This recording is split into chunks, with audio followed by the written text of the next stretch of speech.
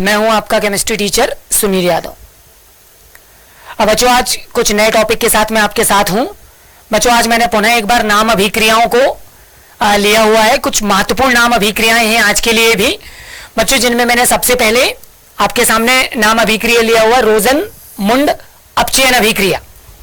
बच्चों दूसरी मैंने आपके सामने ली हुई है स्टीफन अपचयन अभिक्रिया, और तीसरी मैंने आपके सामने ली हुई है क्लेजन संघनन अभिक्रिया। बच्चों ये तीनों ही बहुत ही महत्वपूर्ण नाम अभिक्रियाओं में से एक हैं, काफी बार एग्जाम में पूछी गई हैं।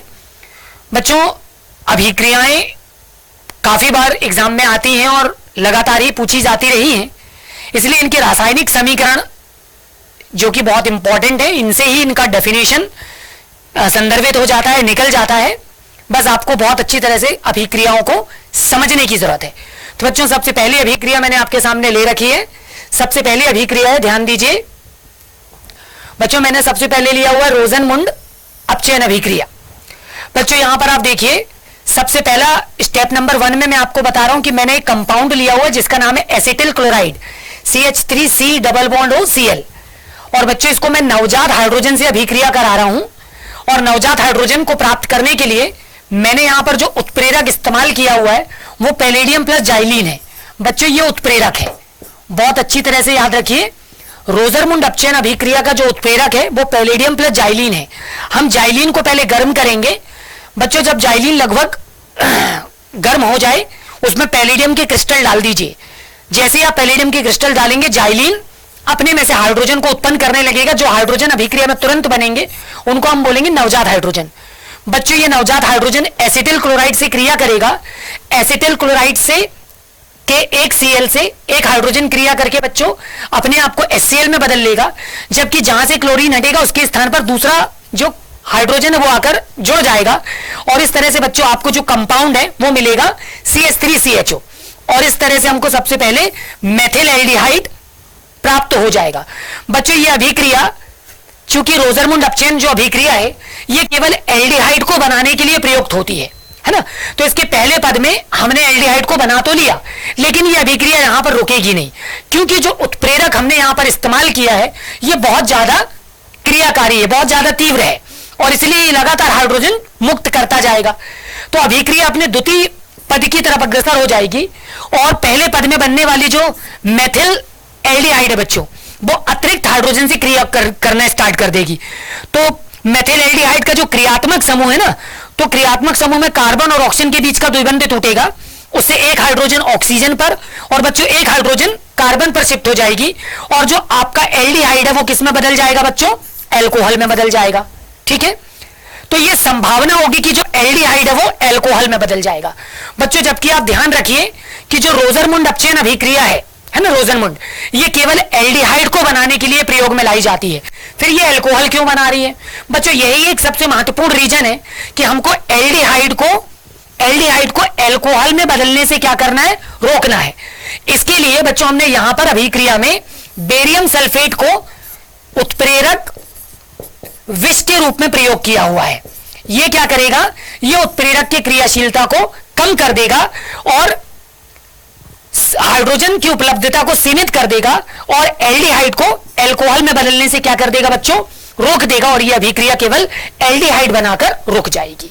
इसीलिए हमने अभिक्रिया में क्या भी इस्तेमाल किया हुआ है? बेरियम सल्फेट, जो कि उत्प्रेरक विष का काम करता है। ठीक है बच्चों, अगली अभिक्रिया जो मैंने आपके सामने ले रखी है वो है स्टीफन अपचयन अभिक्रिया। बच्चों स्टीफन अपचयन अभिक्रिया में मैंने यहां पर अभिकारक लिया है मेथिल साइनाइड। बच्चों मेथिल साइनाइड को मैं नवजात हाइड्रोजन से क्रिया करा रहा हूं, और नवजात हाइड्रोजन को प्राप्त करने के लिए मैंने SnCl2 को हाइड्रोक्लोरिक अम्ल के साथ अभिकृत किया। ये एज अ उत्प्रेरक इस्तेमाल होगा स्टीफन अपचयन अभिक्रिया में।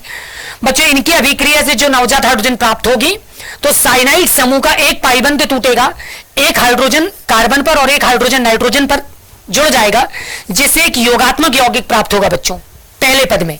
जबकि अभिक्रिया दूसरे पद में भी अग्रसर होगी। दूसरे पद में हम इसका निर्जलीकरण करा देंगे, इसमें अल्प मात्रा में जल मिला देंगे। बच्चों जैसे ही निर्जलीकरण की क्रिया होगी NH वाला भाग जो है वो जल के हाइड्रोजन से क्रिया करके अपने आप को अमोनिया में बदल लेगा, जबकि ऑक्सीजन जो है वो कार्बन पर जाकर डबल बॉन्ड बनाकर जुड़ जाएगी, और इस तरह से हमारा बच्चों जो मेथिल साइनाइड था वो एल्डिहाइड में बदल जाएगा। तो बच्चों इस तरह से ये अभिक्रिया स्टीफन अपचयन अभिक्रिया कहलाती है, जो कि साइनाइड समूह को किस में बदलती है, एल्डिहाइड में बदलती है। बच्चों बहुत अच्छी तरह से याद रखिएगा कि रोजरमुंड, जो कि मैंने इससे पहले बताया था, और दूसरी ये स्टीफन, इन दोनों ही अभिक्रियाओं के द्वारा हम कीटोन का निर्माण नहीं कर सकते। ये दोनों ही अभिक्रियाएं केवल एल्डिहाइड का निर्माण करती हैं, इनके द्वारा कीटोन का निर्माण नहीं किया जा सकता। बच्चों सबसे महत्वपूर्ण पद अगली अभिक्रिया के लिए आ रहा है, और अगली अभिक्रिया हमारे पास है क्लेजन संघनन। बच्चों अगर आपको याद होगा तो मैंने आपको संघनन अभिक्रिया के बारे में कुछ पिछली क्लासेस में बता रखा था। मैंने आपको बताया था संघनन क्या होता है। बच्चों संघनन एक अभिक्रिया है जिसमें दो या दो से अधिक अभिकारक अणु क्रिया में भाग लेते हैं, और जब ये उत्पादक का निर्माण करते हैं तो बच्चों उत्पादक में कार्बन कार्बन और कार्बन नाइट्रोजन नए बंध का निर्माण करते हैं। ठीक है, मैंने बच्चों आपको यह भी बताया था कि यह अभिक्रिया सदैव अनुत्क्रमणीय होती है। एक बार अगर अभिक्रिया संपन्न हो गई तो हम पुनः उससे अभिकारकों को प्राप्त नहीं कर पाएंगे। ठीक है, लेकिन इस अभिक्रिया में बच्चों ये भी मैंने आपको बताया था कि कुछ सरल उपजात अणु जैसे जल, HCl, C2H5 इत्यादि का निष्कासन हो भी सकता है और नहीं भी हो सकता है। यह अभिक्रिया बच्चों प्रतिस्थापन विलोपन और योगात्मक दोनों ही तरह से संपन्न होती है। तो बच्चों आज हमारे पास एक नाम अभिक्रिया के रूप में भी संघनन अभिक्रिया मौजूद है, और उसका नाम है क्लेजन संघनन। तो बच्चों क्लेजन संघनन अभिक्रिया में हमने सबसे पहले लिया हुआ एक एरोमेटिक कंपाउंड बेंजेल्डिहाइड।